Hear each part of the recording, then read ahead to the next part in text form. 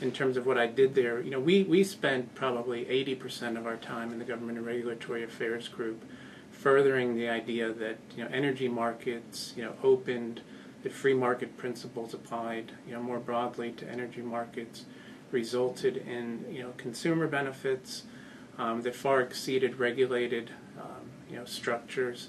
And so what we were sort of the shock troops in terms of fighting for freer energy markets both in the U.S. And abroad, and we were very successful at doing that. I think we had very strong intellectual arguments that we brought to the table, and we also had very talented people within the group and within the company that helped to further that cause. So that was sort of what we did, and I was very fortunate to rise within the organization during the course of my 8 years there, ultimately heading up the the global organization. The story of Enron probably is a bit more complex than my story at Enron.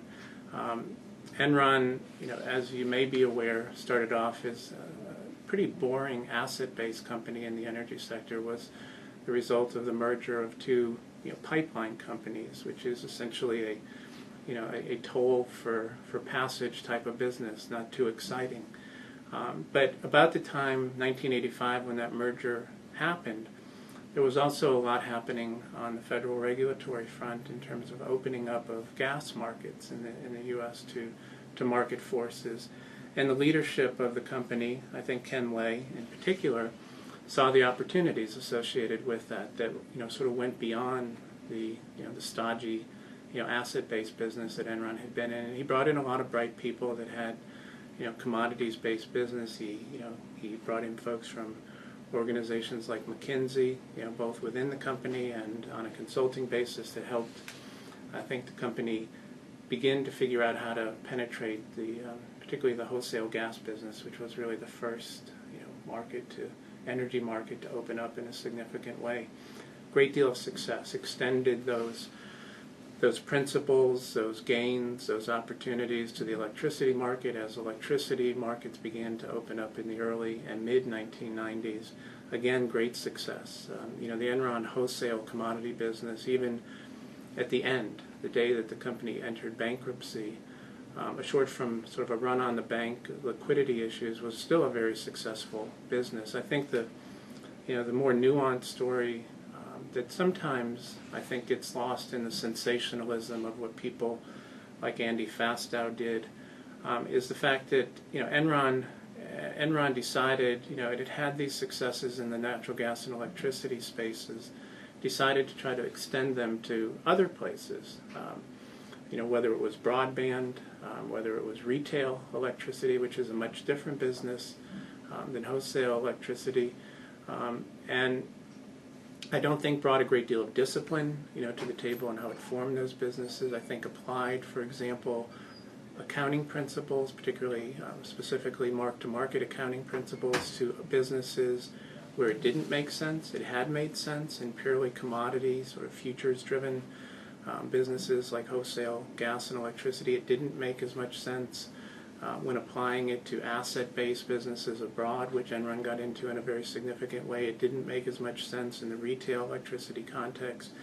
And coupled with, I think, the misapplication of certain accounting principles, coupled with sometimes the compensation incentive structure that I think sometimes drove behaviors that were not in the long-term interest of the company, there began to, I think, be some issues that developed relative to some of these businesses, from a profitability perspective, from a cash flow perspective.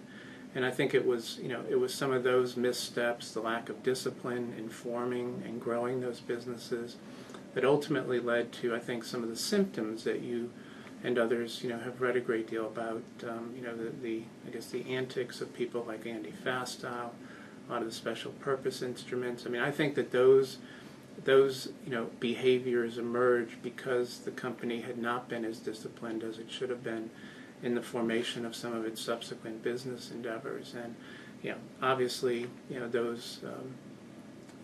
those mistakes, and then some of the I think the too cute by half special purpose vehicles that were created, all of that contributed to a loss of confidence in the company.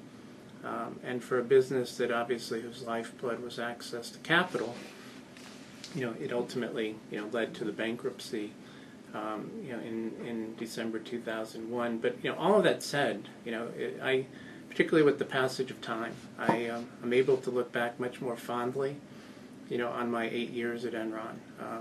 Just an extraordinary set of people, an extraordinary set of challenges.